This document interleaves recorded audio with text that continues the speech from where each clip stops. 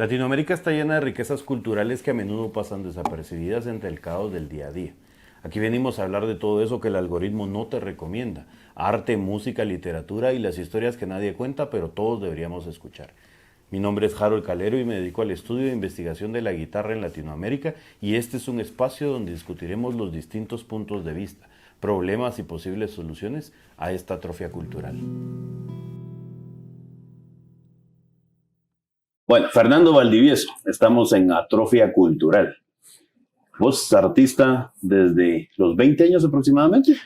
Pues yo no sé cuándo empieza. Mira, yo creo que es toda la vida, vos. Y yo creo que, por ejemplo, yo me recuerdo en la infancia, y te hablo de 4 o 5 años, de tener visualizaciones muy raras de la vida, vos. O sea, de estar inventando cosas. Y después lo he platicado con gente que, digamos, no se dedicó al arte. Y me dicen, no, yo no veía el mundo así, ¿va? Yo no me imagino. Digamos, a mí, en mi caso personal, el cerebro humano tiene una condición que es de la expresión gráfica, que es parte del desarrollo motriz, ¿verdad? Ajá. O sea, todos los niños han sido dibujantes y pintores en algún momento de su vida.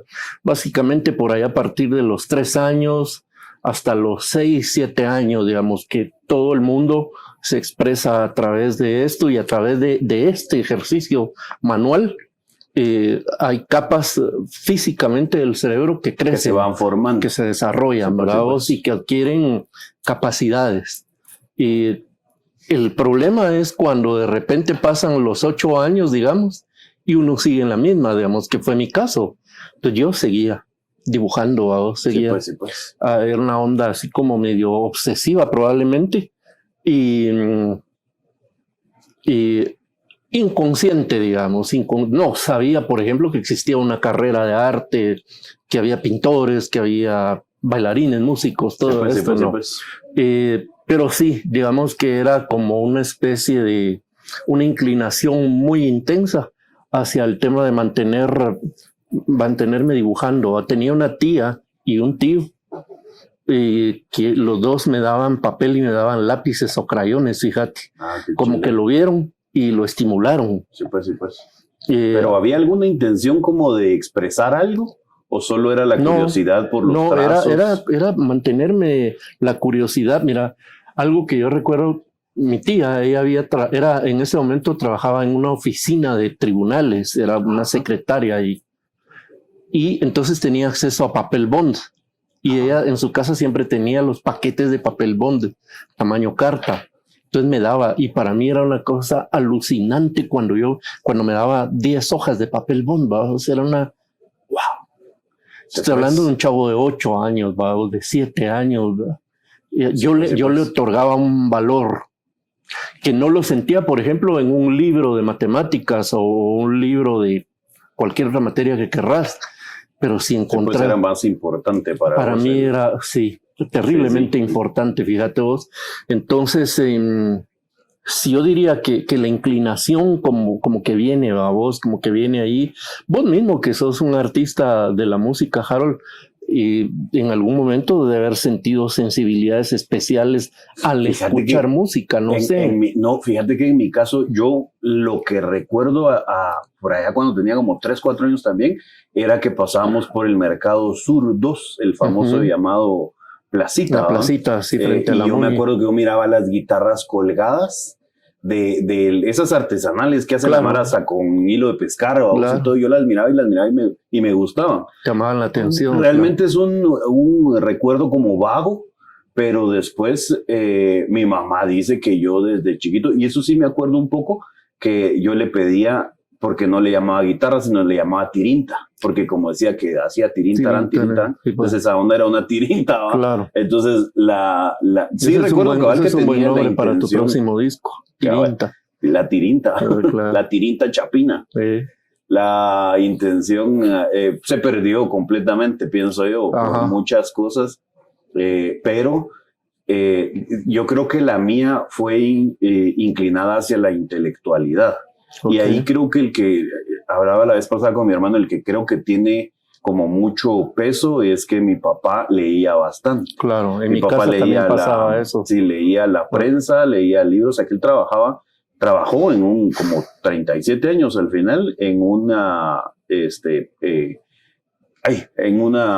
planta de agua, de tratamiento de agua. Ajá. Entonces ellos tenían turnos de 24 horas, entraban hoy a las 8 de la mañana y salían mañana a las 8 de la mañana, para tratar el agua, purificar y todo. Tanto que yo me aprendí cómo se purificaba el agua y todo, pero entonces como estaban en las noches a veces no tenían nada que hacer, nada más que monitorear que el agua no estuviera como muy contaminada y todas esas cosas. Entonces el viejo tenía libros y pues leía en las noches y todo, y de ahí encontré un poco. Tuve una mi-faceta de pintor, pero en este caso es una amiga la que la influenció. Ella era la que pintaba y yo empecé con el rollo de, puta, esa mierda también me da la atención. Claro. Pero ahí sí, ya era adolescencia, estamos hablando de 13 años en adelante, y como 14 años fue. Y si había una intención un poco expresiva, digamos, ¿no? Esas hormonas alborotadas que tiene uno a esa edad, y entonces empezás ahí con tus rollos. Ajá. Aparte que yo en la música empecé sí como a los 11 años, pero digamos a escuchar música, pero ese fue un novio que tenía mi hermana, el pisado voz.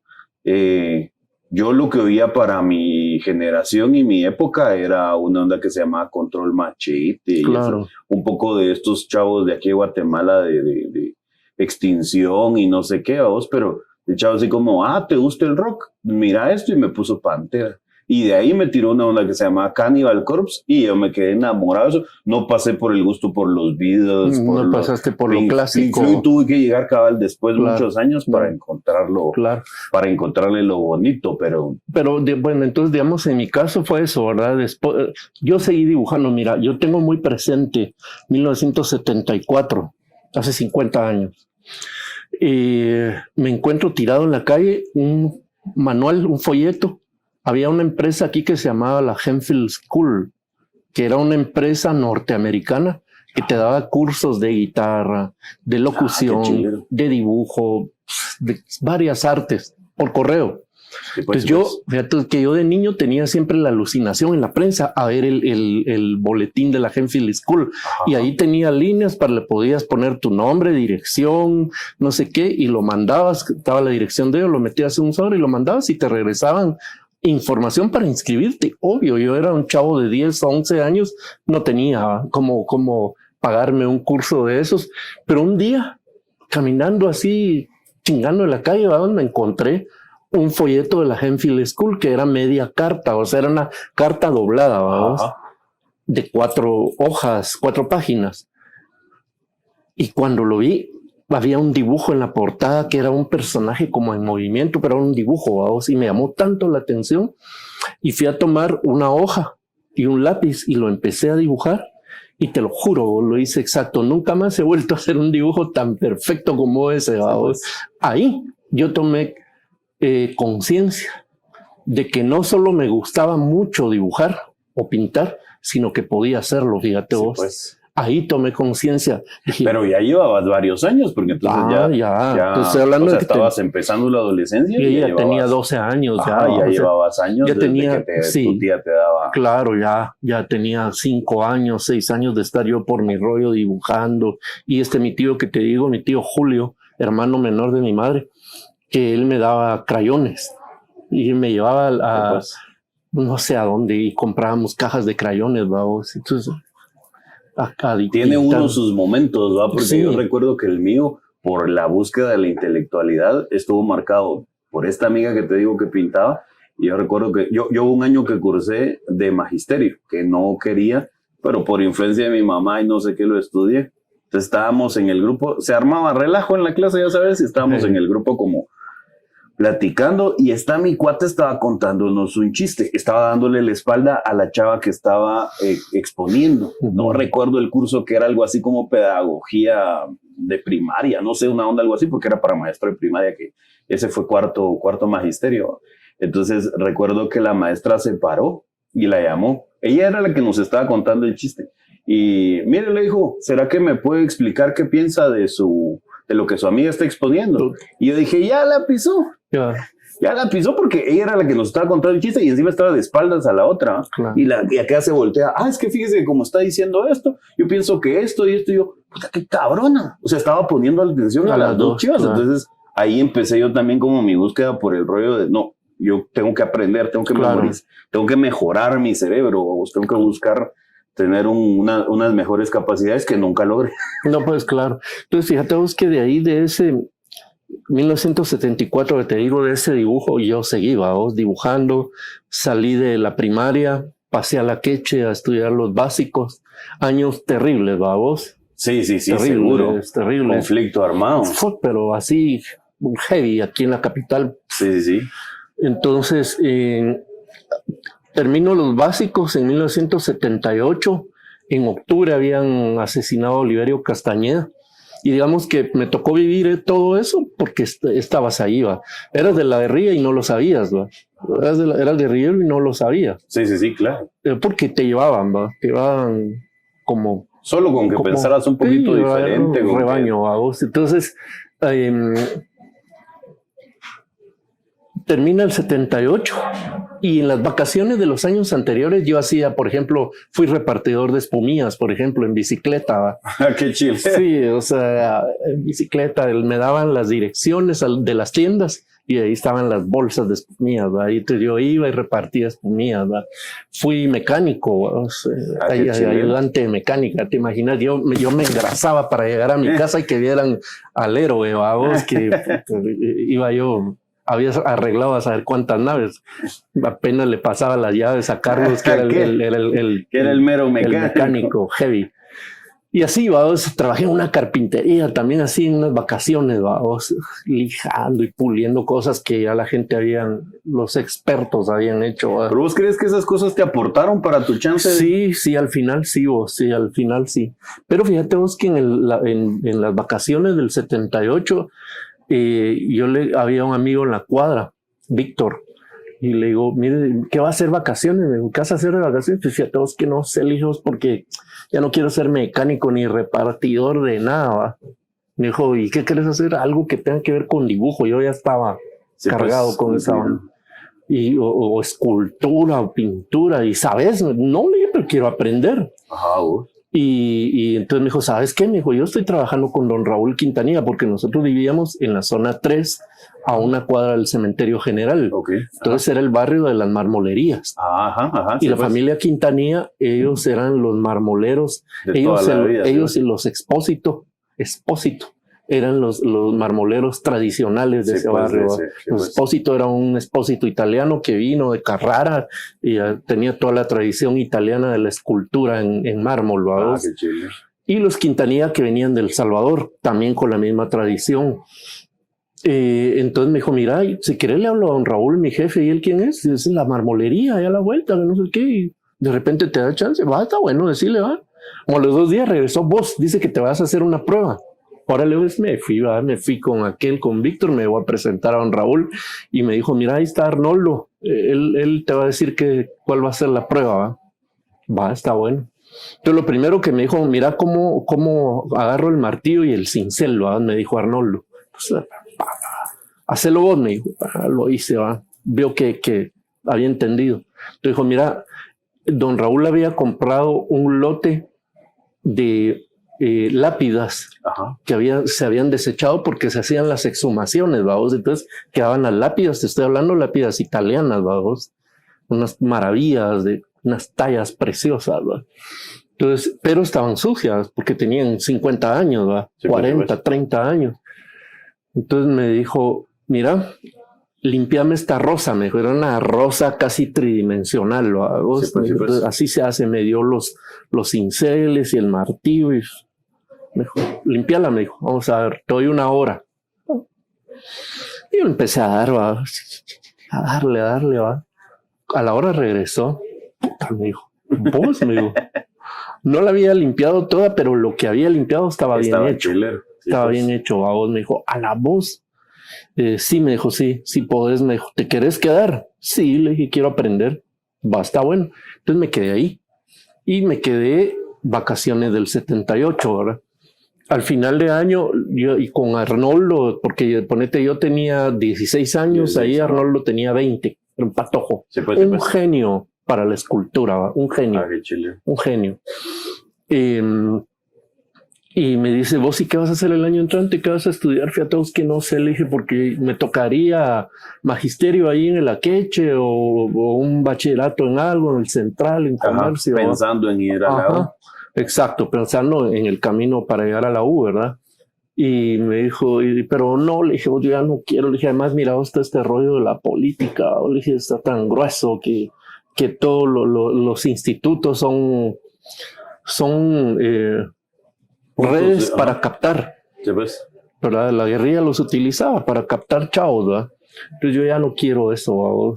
Muchos de mis cuates que veníamos de la Queche desaparecieron o los mataron el año pasado por todo este rollo, ¿va? Y pues yo no quiero eso, ¿va? Entonces me dijo, ¿y qué quieres hacer? Mira, quiero otra vez, ¿va? Algo que tenga que ver con arte.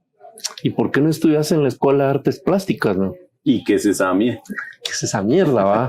Me dijo, venite, me dijo, vamos, espérate que cierre. ¿Dónde estaba vos? A donde siempre. Donde siempre Ahí estaba. Está, ajá. O sea, eso fue en el 78, la escuela se había pasado ahí. En el 77 tenían un año de estar en la escuela.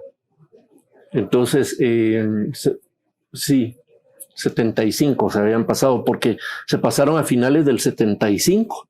Y en febrero del 76 fue el terremoto y hubo ya algunos daños en el edificio. Entonces me dijo, bueno, venite. Y nos fuimos a ver. Y fui a ver la escuela, ¿va? Las aulas y todo. Me pareció maravilloso, ¿va? Le dije a mi papá, ¿va? Que quería estudiar en la Escuela de Artes Plásticas, ¿va? ¿Y para qué? Me dijo, porque quiero dibujar, quiero pintar, te vas a morir de hambre, me dijo. ¿Sabes qué? Ese era un tema justamente de los que quería que platicáramos. ¿Cuál fue el apoyo que vos encontraste por el lado de los amigos? Pues entonces entiendo, estuvo buenísimo porque fue tu cuate el que te llevó, pero por el lado de la familia, lo tradicional, te vas a morir de hambre. Sí, mi eso papá no se puede, saca otra onda a la par, porque si no, o saca primero algo y después le das a lo que te gusta, algo así. Claro, ajá. No, mi papá me dijo, te vas a morir de hambre. Sí, papá, pero feliz. Le dije, porque es lo que yo quiero hacer. Va, y me dijo, qué interesante vos, y perdón que te interrumpa ahí, pero pues al final cómo van coincidiendo en momentos diferentes las cosas que a uno le pasan a vos, porque yo pasé por lo mismo, pero en realidad fui yo el que decidió, me voy a morir de hambre. Claro. Después del accidente que tuve en moto por allá por 2008, principios de 2008, yo me demoré 2 años en volver a caminar normal y todo, me tuvieron que hacer 2 operaciones en la pierna, y en esos 2 años yo tuve el tiempo para pensar, puta, yo me hubiera matado en ese accidente, no me perforé afortunadamente la femoral, pero si me lo hubiera perforado, me hubiera desangrado. Y después caí en cuenta que hubo un chavo que salió corriendo, que yo no sé de dónde salen los bomberos. Siempre que hay un accidente, hay alguien que sacó un curso de bomberos por ahí. El chavo salió corriendo y me dijo, mira, no te preocupes, yo soy bombero. Me jaló el pie, me lo enderezó, digamos, y empezó a llamar, mirate ahora no sé quién, de tal compañía de bomberos. Le dijo, necesito que me mandes una ambulancia, pero como para allá. Y yo no me sentía mal, ¿verdad? Después caí en cuenta de que pues de plano que el chavo pensó, se va a desangrar aquí, porque a mí se me salió el hueso en 3 lugares distintos, ¿no? Entonces, afortunadamente no me tocaba, pero sí, mi decisión fue basada en eso. Yo para entonces, como ahí ya dijiste, tenía bueno, no me morí, ahora pude haber ido sin hacer lo que quería hacer. Yo tenía 21 años y yo lo que dije fue, yo no me voy a morir cabal haciendo lo que no me gusta, prefiero morirme de hambre y dedicarme a lo que me gusta. Y efectivamente me llevó la chingada esos primeros años en el conservatorio, pero qué interesante cómo coinciden las decisiones, digamos, las los momentos de uno de cumbre como artista, aunque sean en diferentes momentos, pero pues pasamos por lo mismo, generalmente. Cosas, ¿sí? Entonces mi papá me dijo, ¿te vas a morir? Sí, papá, pero feliz. Le dije, ay, me dijo, siempre tan abusivo, tan contestón, va. Y yo era así, va, rebelde, feo. Y mi mamá, que era como más gitana, va, vos decía, mijo, haz lo que te haga feliz. Ah, qué chilero. Haz lo que te haga feliz. Y bueno, hice lo que me hacía feliz. Y bueno, eso fue en 1979 que me inscribí en la escuela. Hace 45 años. Sí, pues. Y aquí estoy. Digamos que no me he muerto ni de hambre, ¿verdad?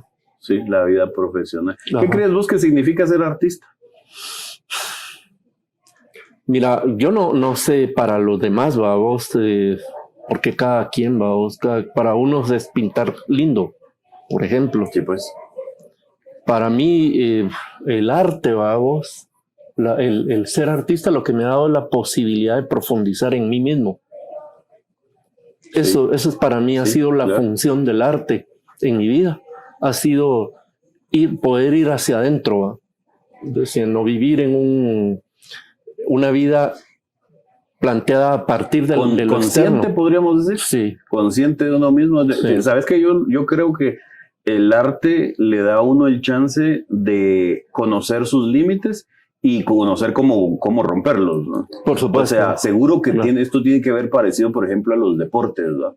Pero pues yo le digo a todos los patojos a los que les he dado clases, vos vas a poder hacer todo lo que te propongas siempre y cuando seas disciplinado, seas perseverante, ¿verdad? Seas paciente, porque en la guitarra, digamos que es mi instrumento, las cosas no te van a salir. Entonces tienes que ser disciplinado para que te salgan, ¿no? Sí. Tienes que ser paciente, les digo yo, porque no te van a salir a la primera.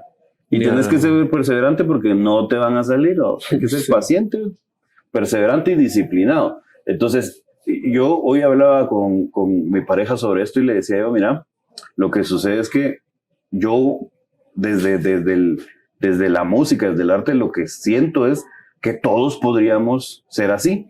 Que si yo quiero ser futbolista, por ejemplo, y le dedicara como la pasión que le dedicamos, que seguro que, pues sí hay, ¿verdad? Están los grandes futbolistas y todo, Claro, pero digamos, pasa mucho tal vez que la gente se dedica a cosas que no le apasionan, entonces no le ponen todo ese empeño, y muchas veces también pasan que uno no tiene el acceso a el conocimiento correcto, tal vez, ¿verdad? Vos puedes tener mucho, yo te puedo contar, por ejemplo, a mí yo decidí dedicarme a la música en 2010.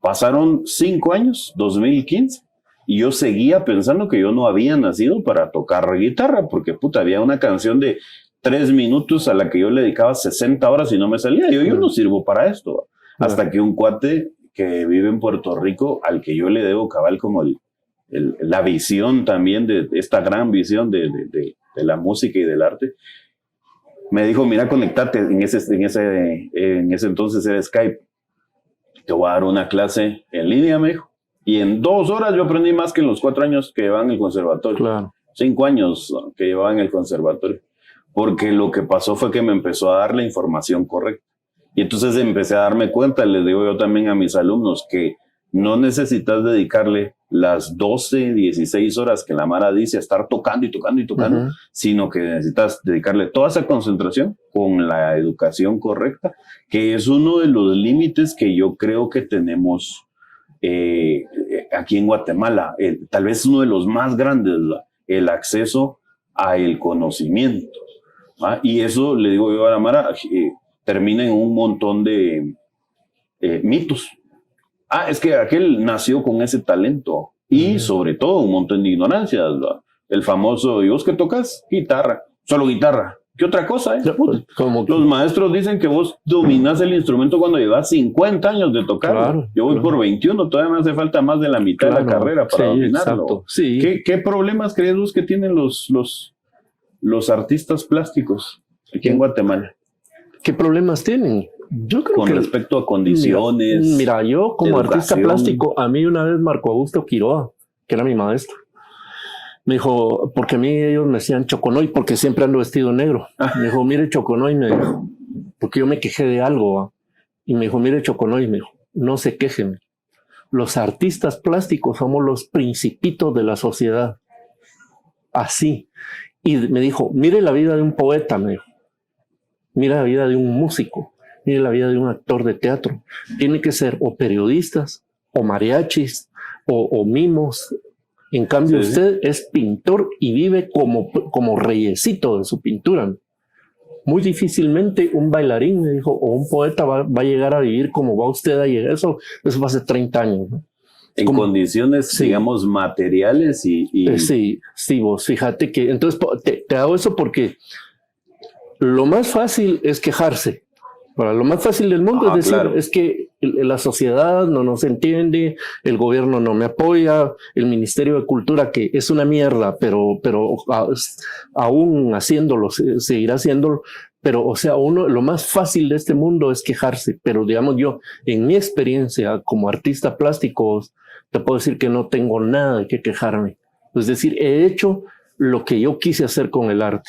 Pues estoy hablando, tengo 62 años, pienso vivir 20 años más mínimo pintando y haciendo obra. Y te puedo garantizar que dentro de 20 años voy a estar mejor de lo que estoy ahora, porque el campo me lo permite, porque tengo la capacidad y la voluntad para hacerlo y sé cómo moverme en esta agua también, ¿verdad? Porque tenés que conocer el agua en la que estás para saber nadar, ¿no? A ver a qué velocidades y con qué. Toca. Sí, nosotros tenemos un montón, digamos, en el caso de la música. Yo siempre he visto eso. El artista plástico es el que mejor vive en condiciones, por ejemplo, claro, económicas, porque el arte puede llegar a ser, y el guatemalteco, la cultura tiene bien absorbida. Sí, o sea, hay maestros que tienen sus obras por 10, 12, 15 mil dólares y hay gente que se la paga, porque como en todo país, por mucho que tengamos un nivel alto de pobreza, ese pequeño porcentaje de la población que tiene la capacidad económica para adquirirlo, adquiere y lo paga, y no a uno, a varios, ¿no? Claro. Entonces resulta con que yo sí he notado eso, que la mano llega, y como vos decís, el actor de teatro, y esto es por algo, digamos, por una experiencia, no recuerdo bien la fecha, será por 2012 o 2013, yo recuerdo que a mí me habló una chica de una compañía de teatro de la Universidad de Landívar, que querían que yo les hiciera una rola para una escena, y yo, hasta bueno, no tenían presupuesto, y yo como, no te preocupes, platicando de eso, me dijo, me confesó, vos, nosotros trabajamos 3 meses para montar una obra en la que cada vez que la presentemos nos vamos a ganar, 50, 60 quetzales. Yo, puta, o sea, sí, fijo, no se puede vivir de eso, pues. No, o sea, ni siquiera como hobby es sostenible del todo, porque precisamente esa experiencia, tengo una amiga muy querida, y vos la conoces, y ella está haciendo teatro también, es plástica, pero también hace teatro. Sí, pues, y me decía, cabal, esos números. Uno ensaya 3 meses, 4 meses, 6 meses, los domingos generalmente, ¿verdad? Que es cuando hay tiempo. No hay tiempo porque no tenés que ir al trabajo y todo, entonces se juntan en un lugar, lo ensayan. Pero eso es propio de Guatemala. Claro. Porque yo en 2019 andaba en Ciudad de México y recuerdo haber visto un cartel que decía que habían presentado algo así como 50,000 horas en el año de teatro. O sea, y era un cartel enorme, así como estamos orgullosos de haber presentado 50,000 horas en el año. Y yo, ¿qué cantidad? O sea, obviamente eso incrementa la cantidad de gente que se dedique a esto. Eso no quiere decir, cabal, que van a vivir como reyes. No, pero sí la pasan, sí, probablemente. Poder llegar lo ves, por ejemplo, hablando de México y su escena artística de teatro, de cine y televisión. Mira la tradición que ellos tienen de teatro, cine y televisión. Exacto. Monstruos en Latinoamérica, ¿verdad? Sí. Entonces, en ellos no está. Bueno, y también en la música y en la plástica, en todo. ¿Vos? En Guatemala hay un enorme rezago. ¿Vos? Hay una enorme deuda, no con los artistas, con el arte. Pues. Sí, es decir, el Estado, cuando digo Estado no estoy hablando solo del gobierno. Del gobierno, sino del país como todo, tal. El Estado tiene una deuda enorme por haber rezagado tanto la expresión y la formación artística. Seríamos un país mucho mejor capacitado en muchos aspectos y con mucha capacidad de soluciones si se enfocara la educación artística desde la edad, a todo nivel, desde la primaria o antes de que aprendan a hacer música, que aprendan a actuar, que aprendan a bailar, que aprendan a dibujar, que aprendan a leer y a expresar verbalmente, vamos. Todo eso es desarrollo, desarrollo cerebral. Sí. Y ahí te viene, entonces al chico o la chica que que quiere ser ingeniero industrial, le metes la ingeniería por medio de la música, que vos sabes que ahí hay ingeniería. Sí, claro. O se la metes por medio de la plástica. Incluso la misma anatomía o todo, la misma medicina. Claro, la construcción, por ejemplo, la construcción de un dibujo es arquitectónica. Punto. En la música pasa lo mismo, pero en la música, digamos, eurocentrista que tenemos heredada a nosotros, sí, la construcción es arquitectónica. Total, y esa es, pues digamos, una forma bien heredada al final, ¿va? Que vino. ¿Cómo la gente cómo crees vos que la gente ve al artista acá en Guatemala? Porque, por ponerte de ejemplo, en el caso del músico, yo lo que más me he topado, no te podría decir cuántas veces la gente, es que usted es bohemio. Claro, Es que usted, y la gente tiene la idea de que yo fumo marihuana. Y yo, o sea, no voy a mentir que en algún momento otra vez de juventud uno lo que era alcohol, drogas, yo qué sé, de probar las cosas, pero no es no ese, es que o sea, seas eso, yo no es que eso te defina. y de hecho, o sea, yo creo que uno tiene etapas en la vida también, ¿no? O sea, yo le digo a los patojos, de los 20 a los 30 vos haces todo lo que querrás, porque de los 30 a los 40 te va a tocar que reparar. Claro. De los 40 a los 50 creces, de los 50 a los 60 te volvés millonario si querés verlo de alguna forma, y de los 60 en adelante te empiezas a retirar, ¿va? En el caso de la Mara, pues obviamente que se dedica a trabajar sobre otras cosas, porque luego uno no tiene tiempo para lo que va a hacer, ¿va? Yo le decía, ese es uno de los temas, cabal, que recuerdo que me dio mucha como curiosidad la coincidencia otra vez, ¿va? Y era que yo estaba con un grupo de amigos que no se dedican para nada en el arte, ¿va? Y que son como mi ejemplo para ver cómo la gente mira las cosas artísticas, cabal, cómo percibe la música, el arte y todo.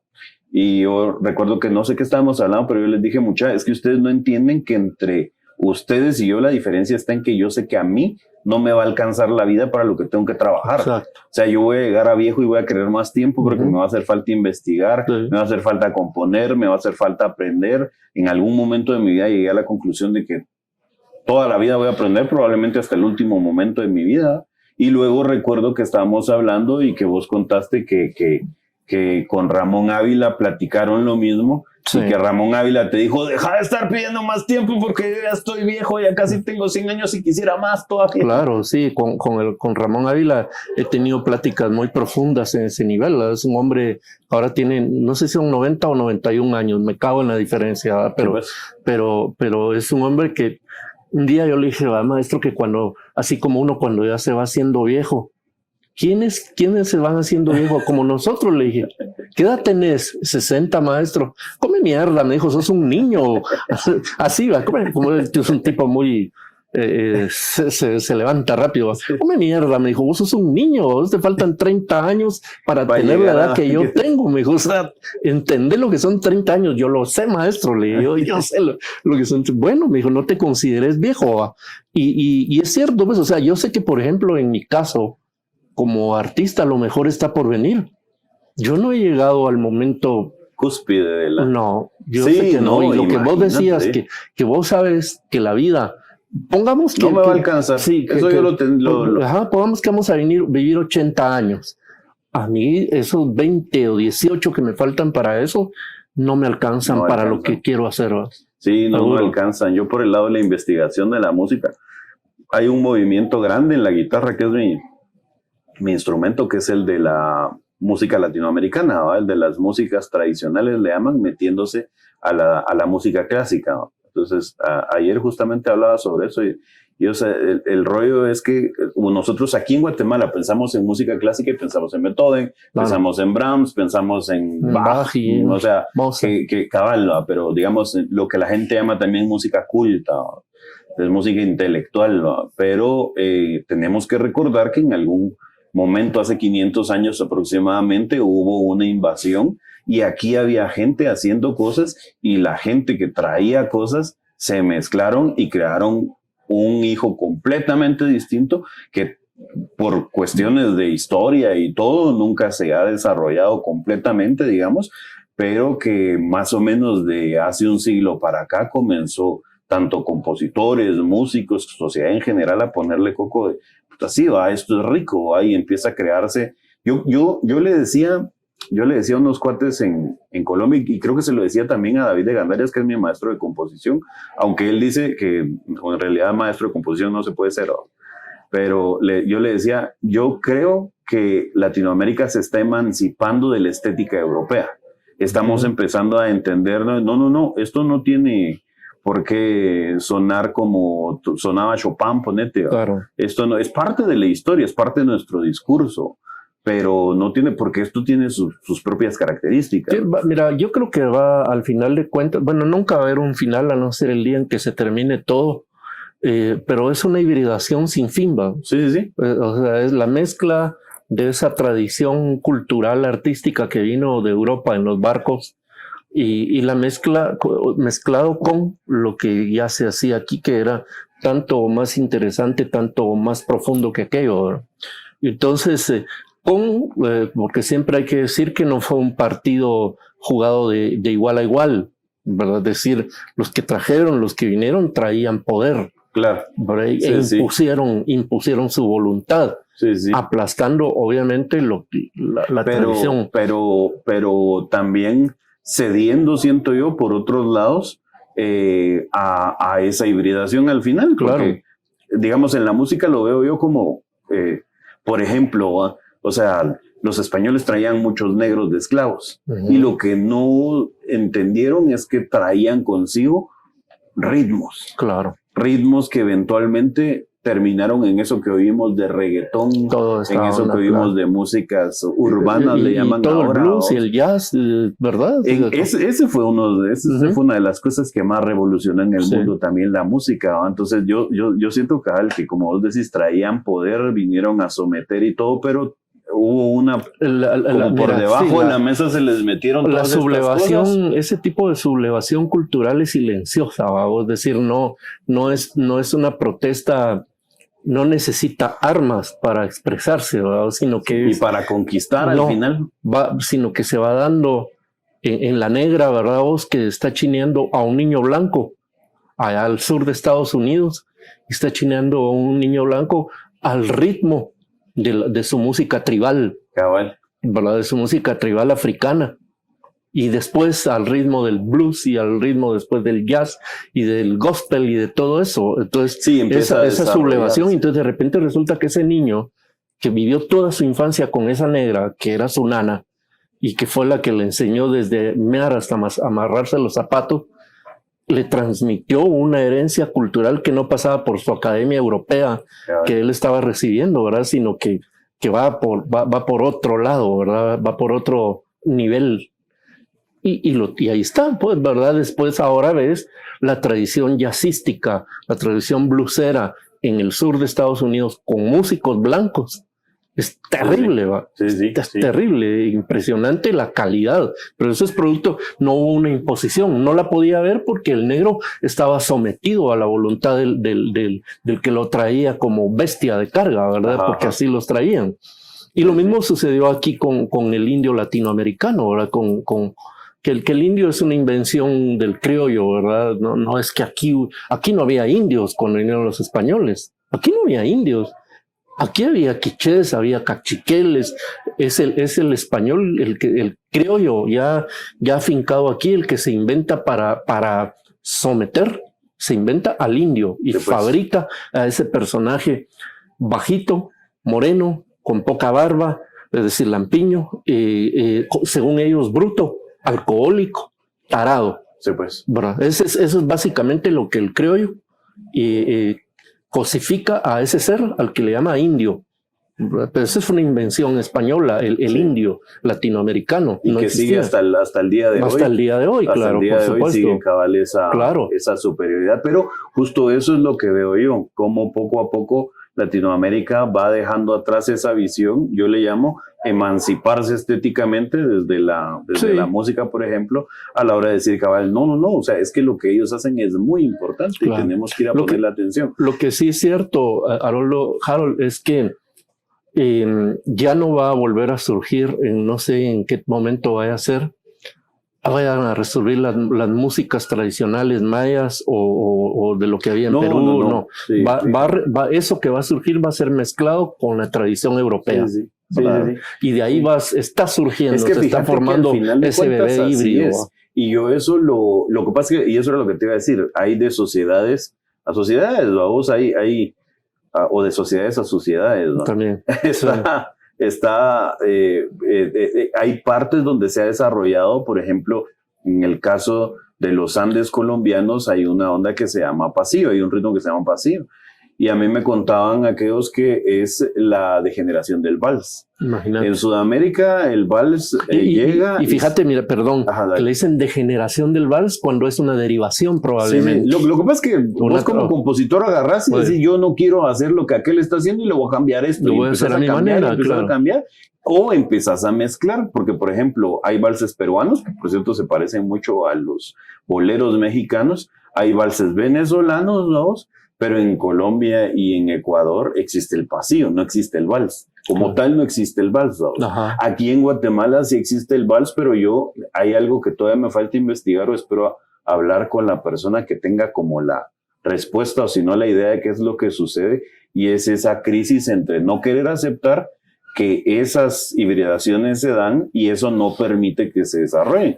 Porque en el mundo de la música popular o de la música culta aquí en Guatemala, la mara lo agarra por el lado de no, el vals es europeo, el vals es francés, entonces esa mierda no. No, el son no es guatemalteco, el son es cubano, entonces tampoco.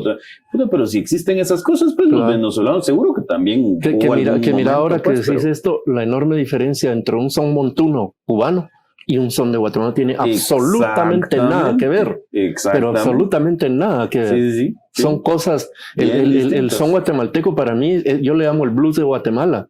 Es un lamento. Fíjate que lo que pasa es de que hubieron, y esa historia sí recuerdo, y la estaba hablando hace poco con Martín Corleto, que está de director ahí en el concert, y es los representantes, la mara que dijo voy a hacer, por ejemplo, Noche de Luna entre Ruinas, a qué entorno pertenecía, cuál era su estrato social, digamos, ¿verdad?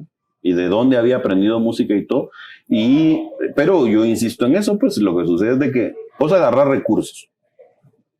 Y para mí, nosotros tenemos música que tiene ciertos recursos muy europeos, o sea, es cierto que tiene recursos muy usados en la Europa de hace 400, 500 años, pero los volvimos nuestros. ¿verdad? Claro. Al final, y se mantienen hasta el día de hoy. A la mara le gusta usar escalitas o formas ahí melódicas que son para mí propias, porque no las escuchas en ningún otro lado, tampoco son propias guatemaltecas, pero yo siento que no logramos hacer esas paces como sucede con estos pueblos sudamericanos, porque no solo sucede en Colombia, sucedió en Venezuela, como te digo, con los valses venezolanos, en Perú, con los valses peruanos, en Argentina tienen todas. Argentina, lo que pasa es que estamos muy lejos también de eso, y yo insisto con que nuestra educación es un problema, por lo menos en el caso de la música, tenemos un gran conflicto con ese rollo de la educación, ¿no? Y sí hay una historia, ¿no? Y hay una historia bien gruesa, y es que en 2002,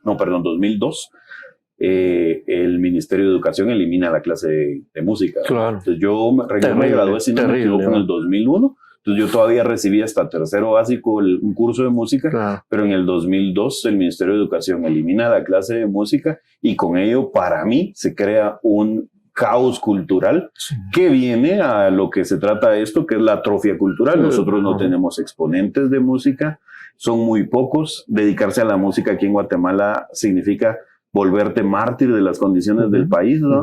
No solo porque no logras desarrollarte. Es decir, paras de mariachi.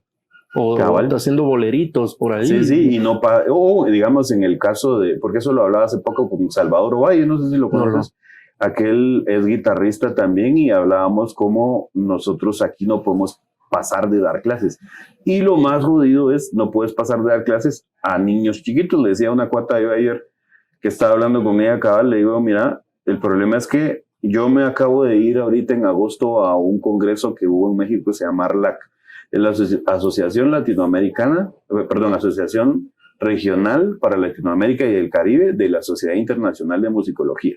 Entonces es investigación, ¿no? ¿Qué es lo que está haciendo la mara? Que en Cuba están haciendo unas restauraciones de unos órganos que construyeron en unas iglesias, ¿no? ¿Cuáles son las marcas de los órganos que llegaron a Cuba? Historia y recuperación musical, ¿no? Entonces, yo eso no se lo puedo enseñar a un niño de 10 años. Yo a un niño de 10 años le tengo que enseñar Happy Birthday para que empiece, y todavía, de hecho, hay una crisis de identidad.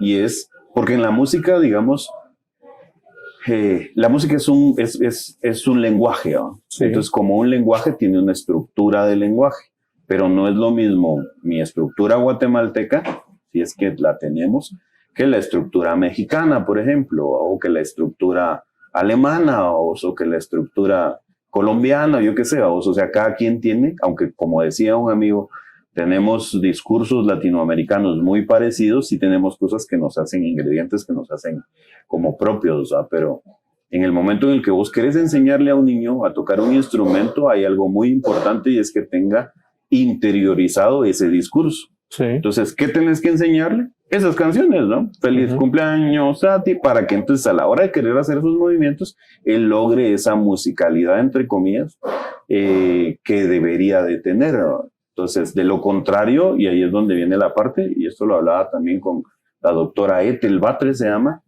una vez que nos tomamos un café, te quieren enseñar a vos piano y te ponen un método que se llama Hanon. Y esa mierda no es música, vos. Esa mierda lo que es un entrenamiento, es como que fuera un deporte. Vos tenés que hacer ejercicios y está bien, porque es parte de, ¿no? Porque hay que pues, liberar los dedos, coordinación, independencia, fuerza, un montón de cosas, la velocidad, todo. Pero no es música, ¿no? Así te la pasas, ¿no? Claro. Y entonces eso no le va a parecer bonito a un niño. No, nunca. Ni siquiera a uno de adulto, no. A menos que te lo expliquen, que eso sí, pues es otro rollo, ¿va? ¿Qué busca un joven cuando, vos que fuiste profesor de la ENAP, qué busca un joven cuando entra a la ENAP? Porque yo hablaba con Jonathan y aquel me decía eso.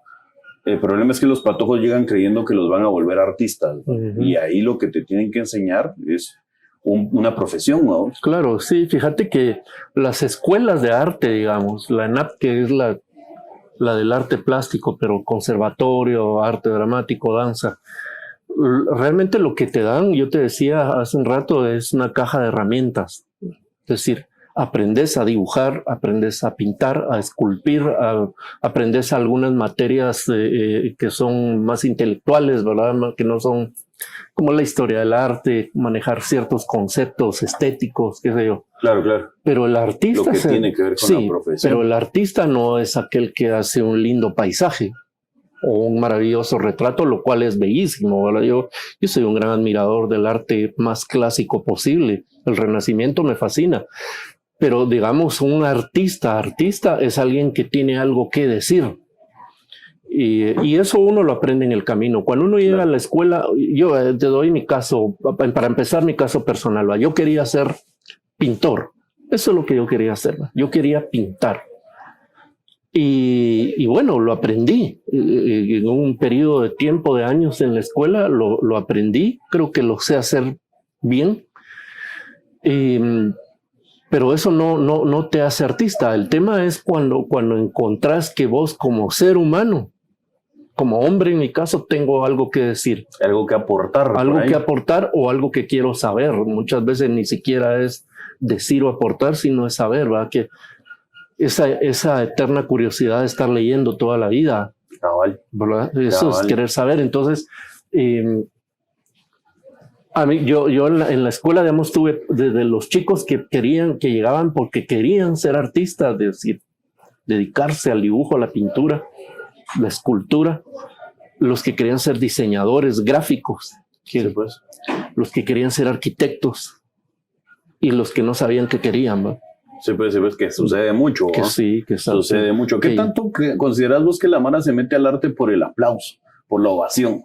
La música sucede un montón, vos. Yo conozco mucha gente que tal vez no era ese su rollo y te das cuenta porque a la hora, digamos, de querer ejecutar el instrumento, cabal, no tienen nada que decir, pero buscan mucho el aplauso. Claro, pero eso es lo natural, eso es lo natural en tu medio, en la música. El músico terminó de hacer su obra y medio se agacha y lo aplauden, ¿verdad? En el caso nuestro, yo creo que cuando entras a la carrera de arte en la ENAP, no estás consciente de que tenés la posibilidad de que hay un momento en tu vida en el que te van a decir maestro, no porque seas profesor, sino maestro porque sos un maestro de arte, ¿verdad? Claro. Cuando vas por tercer grado, empezás a ver otras cosas a leer dentro del ambiente de la escuela, ¿verdad? Empezás a ver que sos diferente y se empieza a masturbar el ego. Sí, bueno. O sea, es el ego masturbado, punto. Es decir, el ego quiere más, ¿verdad? Quiere placer. Y entonces ahí depende de las necesidades individuales. Hay gente que no necesita para nada que le masturben el ego. Y hay gente que no vive si no tiene orgasmos egocéntricos, ¿verdad? Claro. Entonces te paras topando con, lamentablemente, ¿verdad vos? Porque es la verdad, pero en muchísimos casos te paras lamentando, uno después lo ve, tuvo alumnos y los ve X cantidad de años después, 20 años después. Y que se fueron por otro lado completamente. Te topas con, no quiero usar la palabra, pero esa es, te topas con estúpidos con necesidad de halago. Sí, pues. Punto. Sí, es eso. Son pobres estúpidos que necesitan ser halagados porque tienen conflictos, como los tenemos todos, conflictos emocionales, y tienen, de repente, están en una posición en la que maestro, ¿verdad? El maestro. Claro, y claro. Entonces necesitan ese lustre, ¿verdad? Necesitan que lo pulan, que los lustran, que los acaricien, que sí. Entonces, sí, en la música se ve mucho y yo incluso he llegado a pelearme con Mara de la Sinfónica por eso, porque al final pues no hacen bien su chance. O no, sí, pues, claro. Y yo si algo no entiendo por un lado es que vos seas capaz de engañarte a vos mismo, ajá, que vos venga alguien y te aplauda. Eso me pasó a mí cuando yo tocaba en la banda de rock que toqué. Que es lo más fácil del mundo, engañarte a vos mismo es lo más... Es que fíjate que a mí me pegó eso, pero durísimo, cuando yo tenía como 20 años, cuando tocaba con esta banda de rock, fuimos a un festival en Shela y nos trataron así súper buena onda. Nos dieron un espacio a vos que digamos que era como la sala VIP y nos tenían un refrigerador lleno de chela y mucha, qué buena onda, que qué bueno que se vinieron a tocar, que no sé qué, que gracias. Iban a llegar unos mexicanos, ¿no? Y otras bandas de Guate y todo, pero solo a nosotros nos trataron, éramos creo yo al final de cuentas el platillo principal. Llegamos temprano y empezamos a beber y a beber y a beber, vamos. Entonces cuando ya nos tocaba que tocar ya estábamos bolos, nos subimos y tocábamos pura mierda. Claro. Pero la Mara que estaba de público estaba más borracha. Claro. Entonces la Mara, felices, yo recuerdo que esa fue mi primera experiencia con maestro, venga, fírmeme aquí, firme, tomémonos fotos, no sé qué. Y yo recuerdo que uno de aquellos, no voy a decir al final mejor quién, pero viste, somos la mera, y yo comí mierdas y tocamos re mal y estamos bolos, no estamos haciendo bien el chance, no chingues, ¿verdad? Pero a mí me pareció como bien curioso ese rollo de que aquel fuera capaz de mentirse y decir como, sí, somos la mera. Si nosotros estando en el escenario éramos conscientes de lo que estábamos haciendo mal, ¿no? Claro, mira, vos sos consciente cuando estás y tenés frío, las manos tiesas, yo qué sé, y te empiezan a temblar, tocas mal, se te olvidó la rola, yo qué sé, porque pueden haber como muchas cosas, ¿verdad? El arte, mira, la música tiene ese problema. Yo reflexiono mucho porque cuando estás leyendo, por ejemplo, en la personalidad de artistas, ¿va? Y cuando ves los grandes nombres del arte, en tu caso la música, si querés hablemos tops, los Beatles, ¿verdad? Top, no hay más arriba de eso. En mi caso, top, Picasso, ¿sí? Nureyev para los bailarines, ¿verdad? X. García Márquez o quien querrás para los escritores, hablando de esos. Debe ser un dolor de huevos, Harold. Tener gente adulando. Tener que lidiar con esa vida. García Márquez, yo vi una entrevista de él y él habla de cómo para él lo peor que le pudo haber pasado en la vida fue el Nobel. Ah, ¿en serio? Sí, porque ya no pudo escribir. Se la pasaba dando entrevistas, yendo a periódicos, a televisión. Que pues ya no le permitió trabajar. Ya no. Entonces, digamos, para él él habla. Cuando se vino el problema del Nobel, hablaba él, ya fue una cosa terrible. Él pasó mucho tiempo en el que no pudo volver a tomar una novela como él hubiera querido, y encima... Sí, es que uno el chance requiere claro. Concentración, aislarte. Sí, el aislamiento. Mira, el trabajo del artista plástico y el trabajo del escritor son muy similares en ese sentido de que el escritor está en su máquina solo encerrado en un cuartito, ¿verdad? Y el pintor igual, ¿verdad? Uno está solo. Yo paso horas y horas, no me doy ni cuenta cómo me pasan los días encerrado ahí, que es una soledad maravillosa, ¿verdad? Que es una soledad que yo bendigo. Pero hablando de eso, ¿verdad? Debe ser terrible, debe ser terrible. John Lennon, un poco antes que lo asesinaran, hablaba de eso y decía: Dios bendiga a Bruce Springsteen, decía, cuando tenga que cantar 1000 veces consecutivas durante 1000 noches consecutivas el mismo éxito, noche tras noche, aún haya amanecido deprimido, sí, es que con se gripe, pelea con uno dolor con de las muelas, rolas. Y sabes que se pelea uno con las rolas, y yo solo he pensado un montón, depende también de la capacidad, digamos, de tu discurso, porque en la música sucede eso, y es la que nosotros llamamos música académica, música clásica o mal llamada. Lo que sucede es que es un discurso denso. Entonces, nosotros aprendemos a procesar, digamos, ese discurso denso, y hay algo que a mí me llama mucho la atención, y es: no nos gusta repetir. O sea, yo voy a hacer un concierto, por ejemplo, de un guitarrista que se llama Karuli, y la siguiente semana quiero hacer de otro diferente. Claro. Y la siguiente semana de otro diferente. Y es cierto, hay tanta música que podría pasármela una semana diferente con cada músico. Ojalá tuviera el tiempo para practicarlo y todos, pero digamos, en la música popular sí pasa que vos haces una gira con la misma música, con el mismo show durante 60, 80 conciertos en diferentes ciudades y todo, pero es lo mismo. Sí. Y la Mara te pide siempre la misma y la misma rola, y entonces y encima terminas peleando. Otro gran tema con los músicos a ese gran nivel es las firmas de contratos con las disqueras. Ahí no hay posibilidad ninguna de decir: hoy no quiero. Estoy en un contrato firmado y usted me va a dar, en California me va a dar 20 conciertos en 15 días. Eso le decía yo a esta mi amiga ayer, porque le digo yo, Guatemala no tiene una industria desarrollada para la música. Estamos pero muy en pañales con las cosas que se hacen, a pesar de que se hacen algunas cosas, pero estamos tan mal que vos tenés que entenderle, decía yo, que yo estoy buscando migrar, porque a donde me voy a ir, incluso hay buffet de abogados especializados en asesorar a los artistas para que las disqueras no hagan eso de clavarlos. Claro, ¿no? Fíjate vos que también, por ejemplo, otras grandes quejas que hay ahora, digamos, por ejemplo, un escritor. La editorial, yo hice mi novela, ¿sí? 300 años de soledad por Valdivieso. Yo hice mi novela y voy con la editorial X. Y la editorial dice: sí, vale la pena, superaste a Gabo, ¿verdad? Y ahora son 300 años de soledad. Superaste a Gabo, te la vamos a publicar, aquí está el contrato.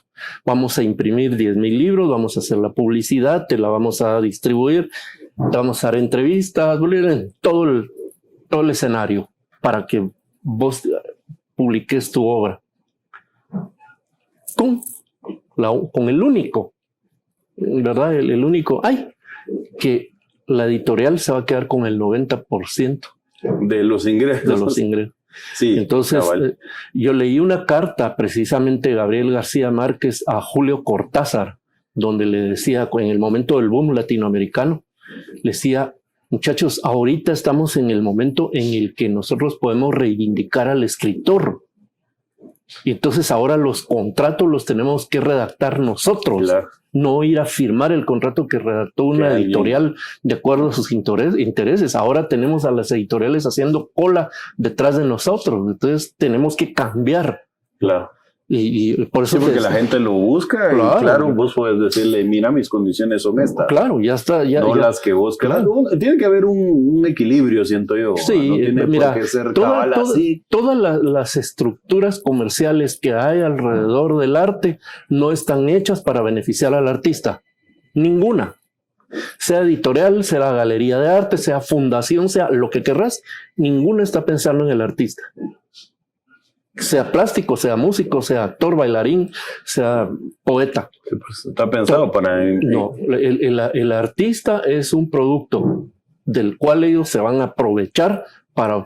Mira, yo no tengo ningún problema. Yo, al contrario, a mí me encanta que la gente gane dinero, que la gente gane bien, que vivan dignamente, sobre todo los artistas. Pero ¿cómo es posible que hay curadores, que hay galeristas, que hay críticos que han llegado a ser millonarios y hay artistas de los que esta gente con la que se ha alimentado, que han muerto en la calle? Estos artistas con los que aquellos se han hecho millonarios. No puede ser. Es que no puede ser, ¿verdad? Sí, eso hay un juego macabro alrededor de eso. que tiene que ver cabal mucho con ese individualismo del humano. Claro, claro. Yo se lo atribuyo un poco a no tener una identidad tal vez, ¿no? O sea, no saber qué es lo que te gusta y entonces comenzar a llenarte de cosas materiales, buscar la plata por el medio que sea para llenarte de cosas materiales que te hagan ser lo que tenés. Porque entonces mientras más tengas, más vas a hacer, ¿no? Sí. Entonces voy a buscar tener más y no importa qué es lo que tenga que hacer, tengo que tener más. Con tal de, sí, hay gente en el arte mismo, hay gente que está dispuesta a vender a su mamá con tal de obtener $1,000, ¿va? Punto. Sí, con tal de vender. No, sí. ¿Cómo crees que va a terminar el arte? Pues no terminar, pues, pero ¿qué futuro le ves al arte aquí en Guatemala? Mira vos, el arte, la cultura es un reflejo de la sociedad. No se puede desligar, nunca. Y la pregunta en este caso es cómo ves que va a terminar la sociedad de Guatemala, y ahí, a partir de ahí podemos adivinar el camino del arte. ¿Cómo va la sociedad de Guatemala? Hecha mierda. Sí, en la música, lo que pasa es que yo lo que he hecho como, digamos, el ejemplo que he dicho o la equiparación que he hecho es en la música, en mi instrumento que es la guitarra, y en la cultura que tiene que ver con todo alrededor de eso, a Guatemala le hacen falta 50 años para llegar a lo que Costa Rica ha hecho. Claro. Nos hacen falta unos 100 años para llegar a lo que México ha hecho. Claro. Y yo calculo que unos 200 para llegar a lo que Colombia ha hecho. Claro.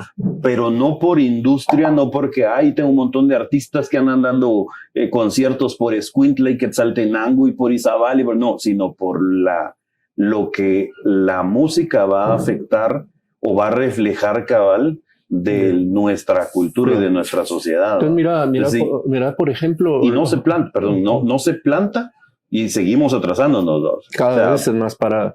Cuando vos ves que un Ministerio de Educación saca la formación musical del currículo nacional básico, de formación mínima, pues básico, ¿verdad?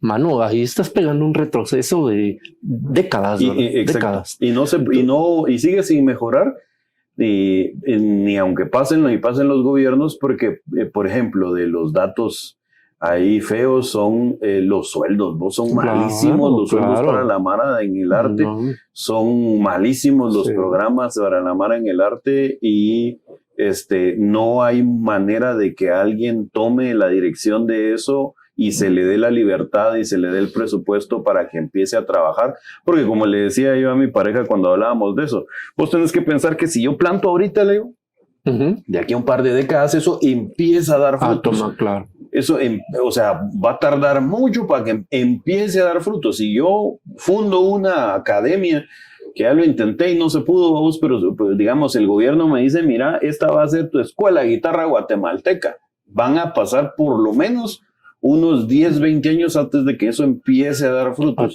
Lo vivió Costa Rica, si no estoy mal, que me corrijan los amigos costarricenses que escuchen esto.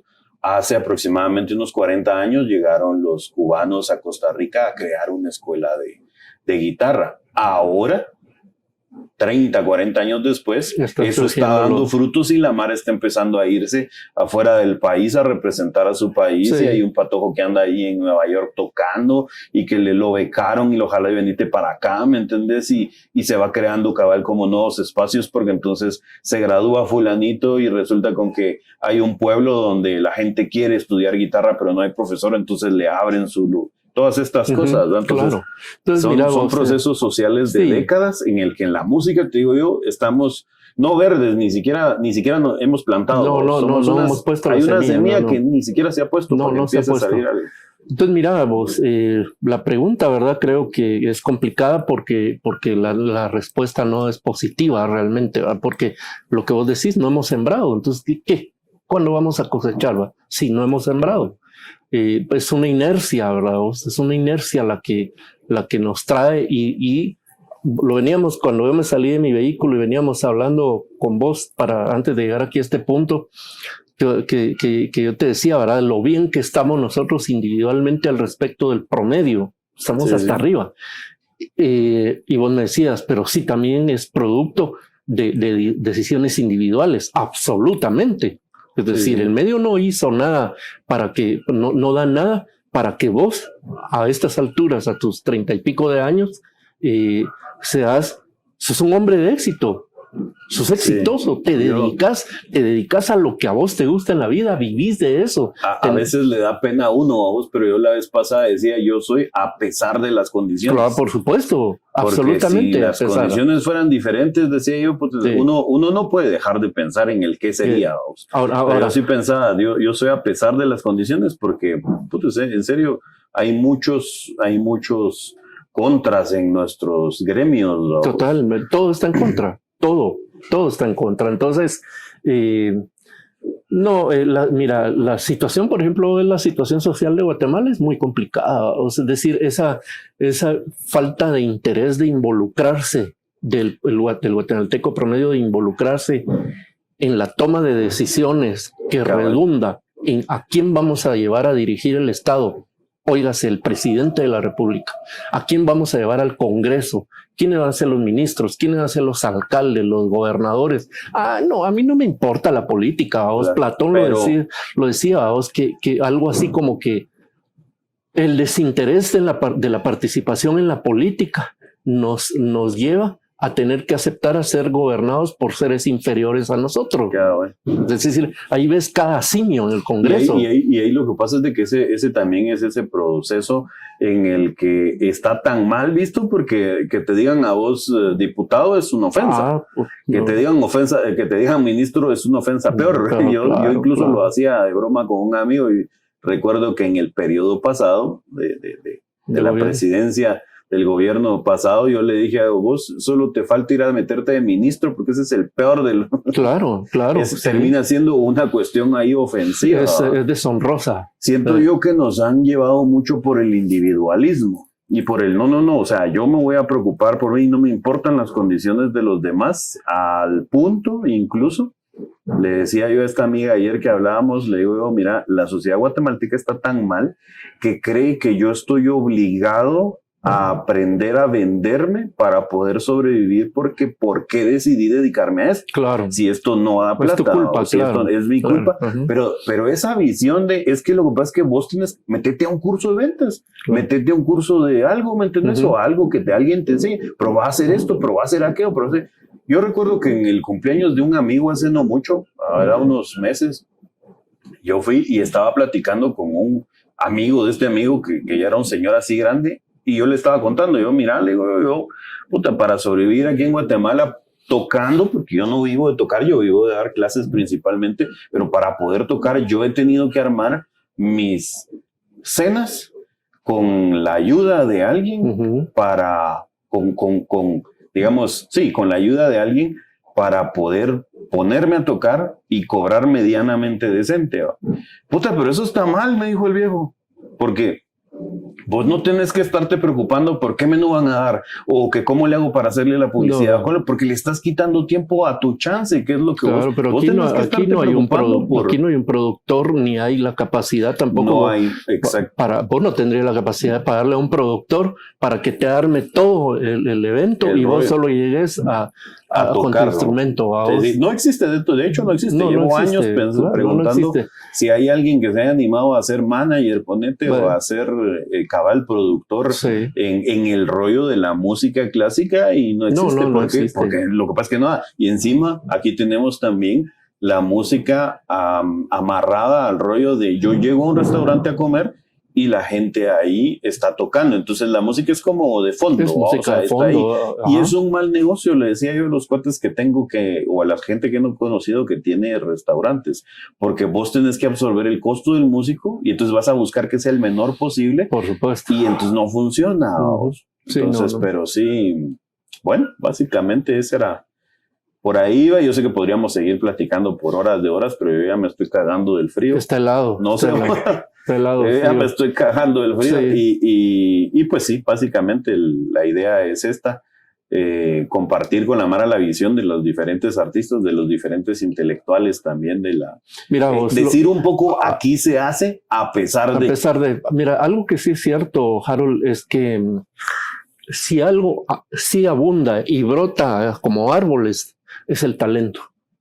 Hay un enorme talento, o sea, hay chicos y chicas con grandes capacidades para la música, para la literatura, para el teatro, para el ballet, para la plástica, para la fotografía, para tanta expresión artística. El talento está ahí, el talento está ahora. Lo que sí también es cierto es que no podemos quedarnos, si a la realidad es que las instituciones y las personas que dirigen las instituciones no van a hacer nada por estimular y mejorar las condiciones para que se dé el surgimiento del talento y el fruto.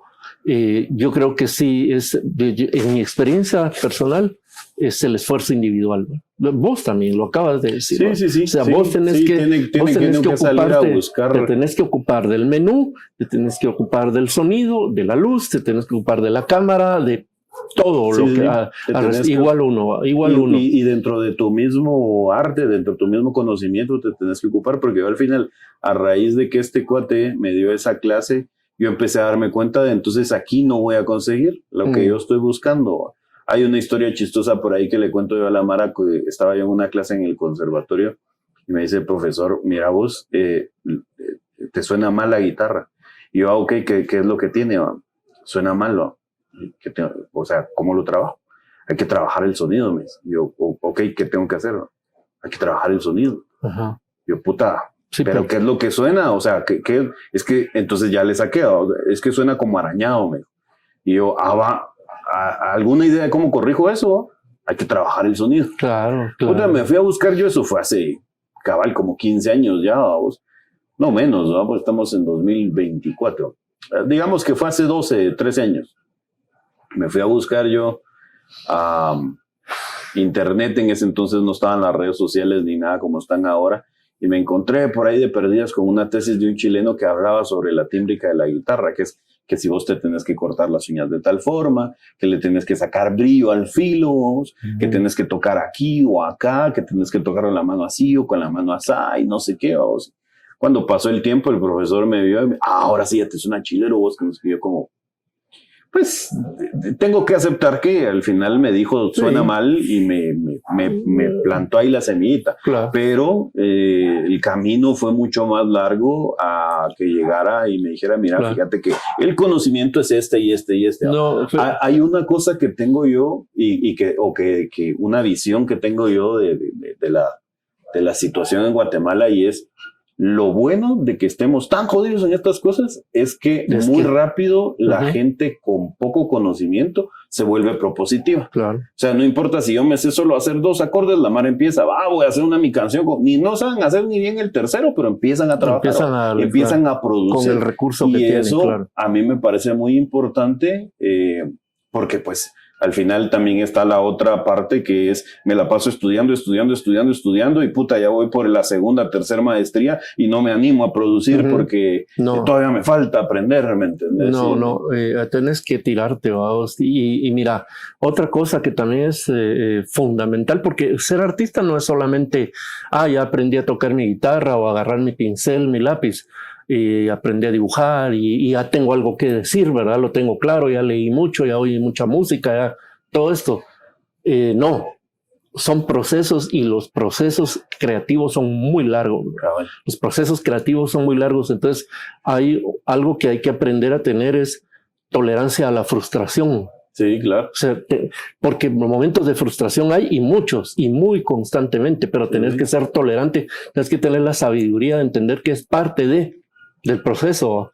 No me sale, no llego, no puedo, y es buscarlo y volverlo a buscar. Yo creo que ahí es donde está esa semilla del artista, porque yo pasé 10 años creyendo que no servía para tocar guitarra porque no me salía, no me sale. Es más, hasta tuve una guitarra a la que cuando me enojaba le pegaba y la quebré como en 3 lugares distintos, porque uno, y hasta decís, pues lo haces despacito y no te sale, y le das y no te sale. No, claro. Hay una historia también por ahí, una pieza que se llama, es una serenata de Liszt, una adaptación que se hizo para guitarra clásica.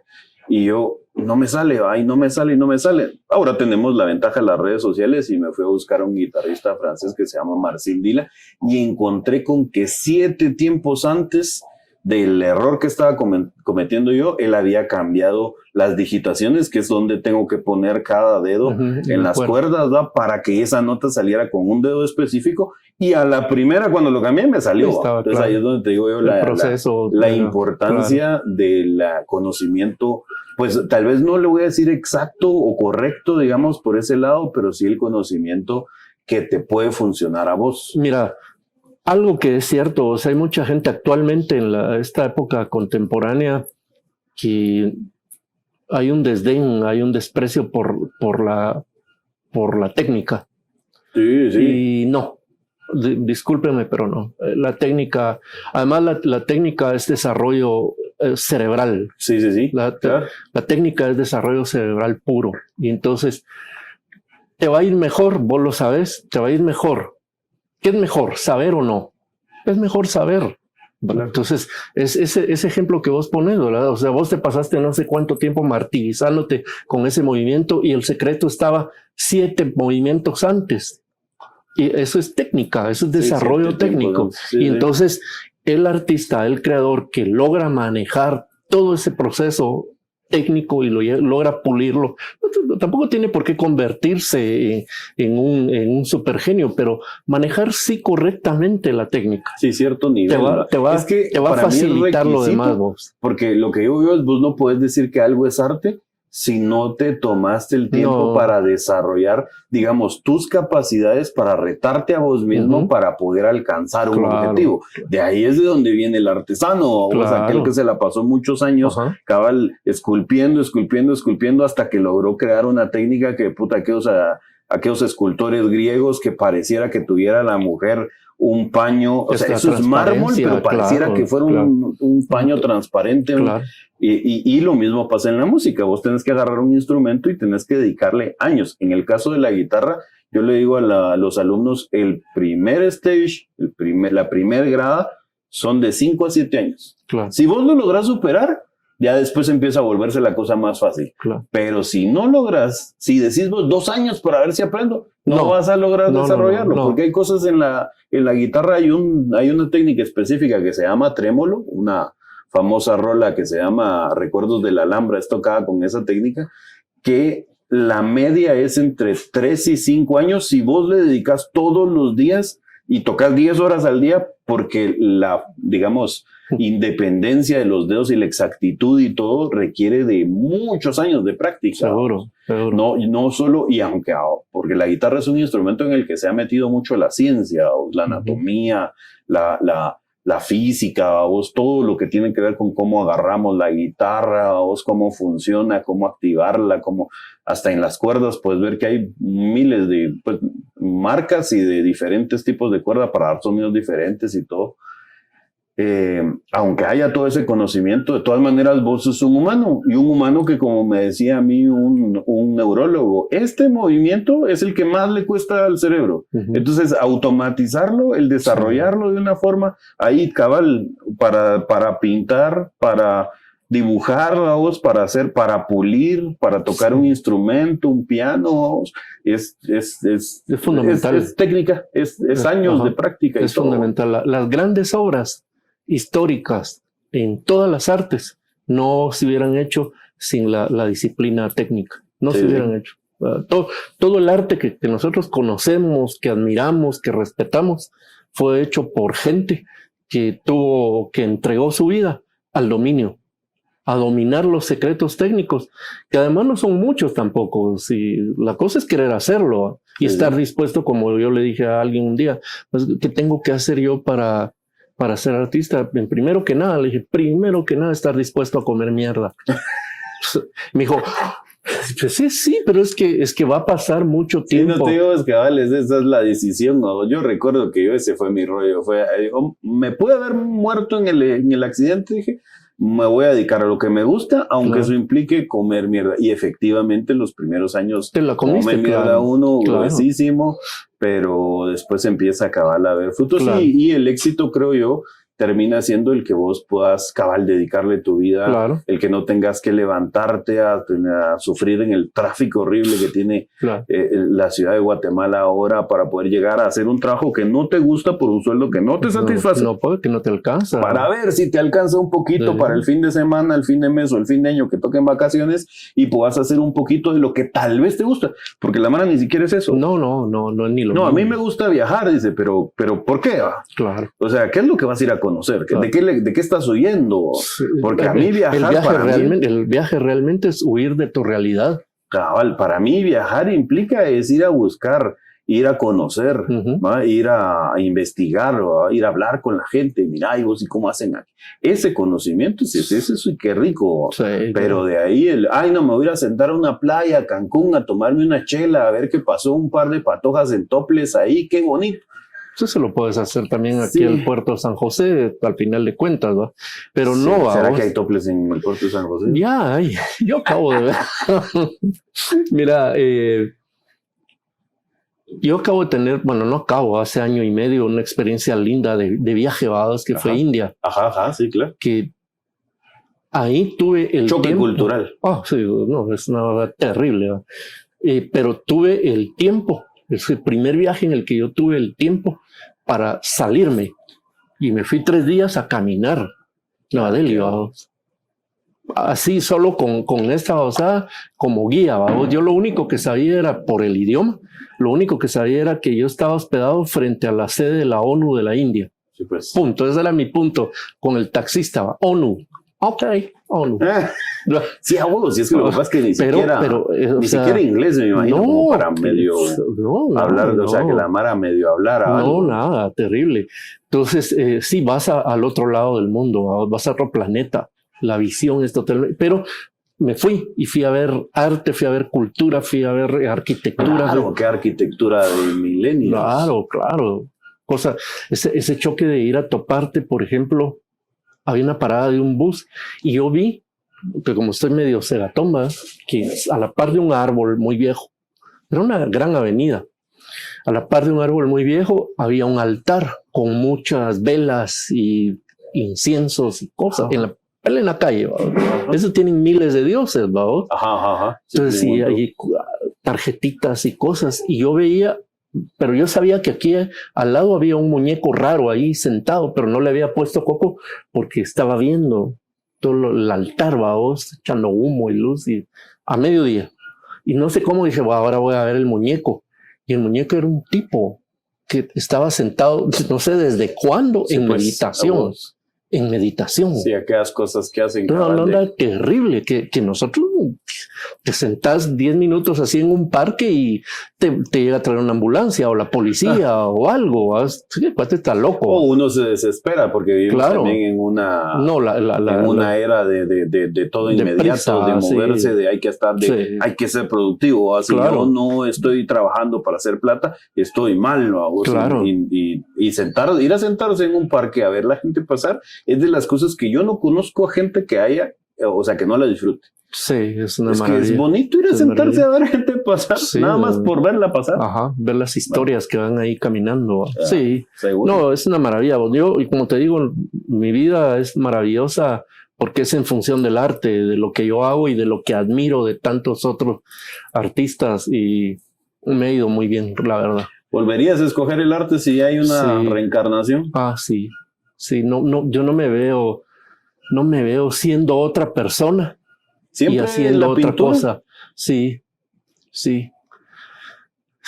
porque es algo que no he logrado resolver, vamos. Sí, pues.